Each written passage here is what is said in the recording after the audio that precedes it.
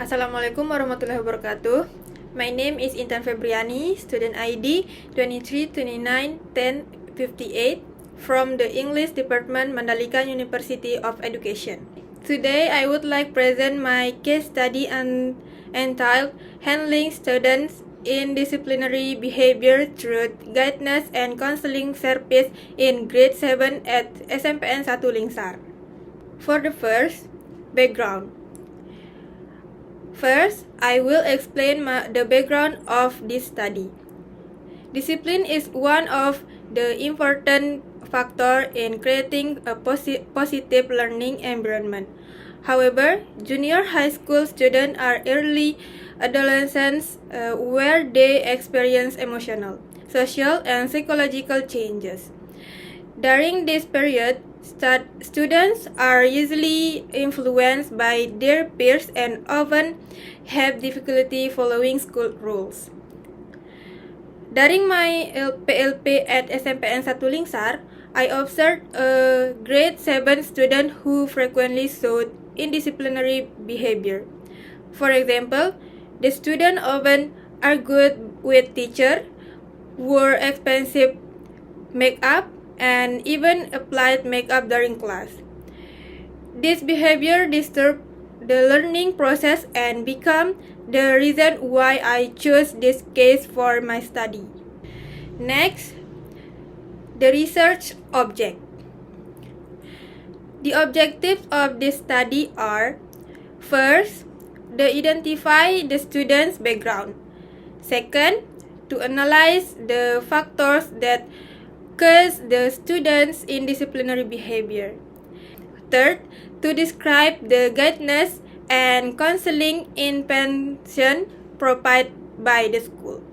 And finally, to propose appropriate strategies to improve the student discipline. Next, research method. This study used a qualitative case study approach because it focused on understanding one specific case in depth. The data were collected through three techniques.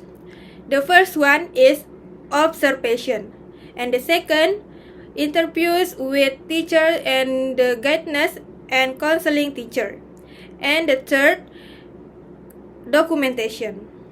The data were analyzed using the Miles and Haberman model, which includes data reduction, data display, and conclusion drawing. Next, student background. Based on the findings, the student's behavior was influenced by several factors. The first one, from the family aspect. Parental supervision was limited because both parents had busy working schedule and the parenting style tended to be permissive.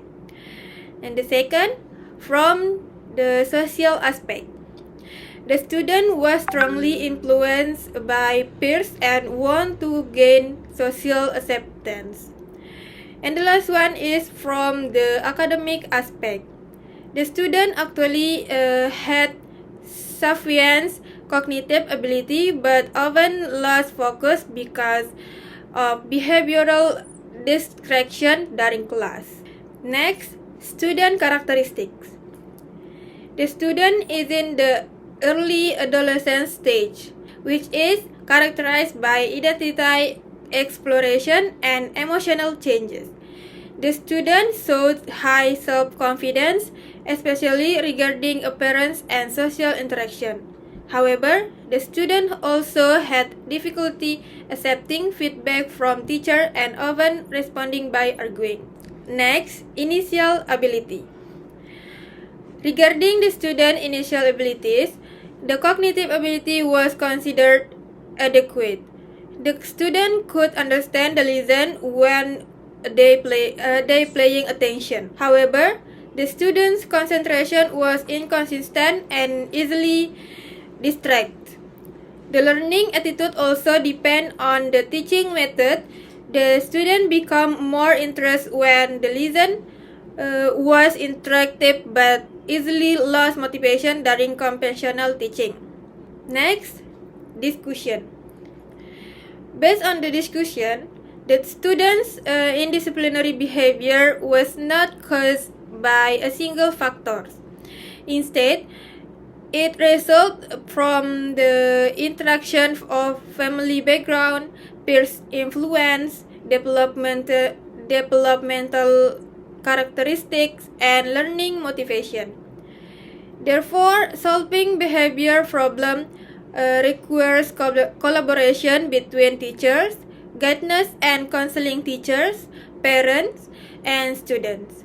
A supportive learning environment is more effective than relying only on punishment. And the last one is conclusion. In conclusion, this case study showed that the students' indisciplinary behavior was influenced by multiple factors.